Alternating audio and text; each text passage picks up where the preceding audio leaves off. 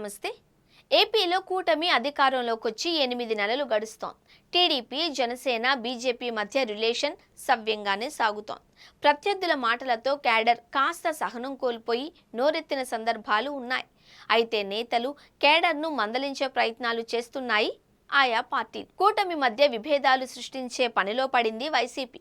Pawan Kalyan CM కావాలంటూ విజయసాయిరెడ్డి ద్వారా బయటకు చెప్పించింది వైసీపీ. సీఎం చంద్రబాబుకు వయసు అయిపోయిందని, యువకుడు పవన్ అయితే బాగా నడిపించగలరు అనే మాటలు చెప్పారు. విఎస్ఆర్ మాటల లైన్ ని కాసింత కొనసాగించే ప్రయత్నం చేస్తున్నారు కొందరు వైసీపీ నేతలు. లేటెస్ట్ గా ధర్మవరం వైసీపీ మాజీ MLA Kethireddy Venkatarami Reddy big TV ఇంటర్వ్యూలో కీలక వ్యాఖ్యలు చేశారు. వైసీపీ అధినేత మాదిరిగా జనసేన అధినేత పవన్ కళ్యాణ్ రాజకీయాలలో తొలి సక్సెస్ కొట్టారు అని మనసులోని మాట బయటపెట్టారు. కేవలం 21 సీట్లను మాత్రమే తీసుకుని 100% గెలిచారన్నారు. పవన్ లేకుంటే జగన్ను ఓడించడం టీడీపీ కష్టమనే అభిప్రాయాన్ని బయటపెట్టారు కేతిరెడ్డి. ఒక విధంగా చెప్పాలంటే పవన్ను ఆకాశానికి ఎత్తేశారాయన. ఇదే క్రమంలో కీలక వ్యాఖ్యలు చేశారు.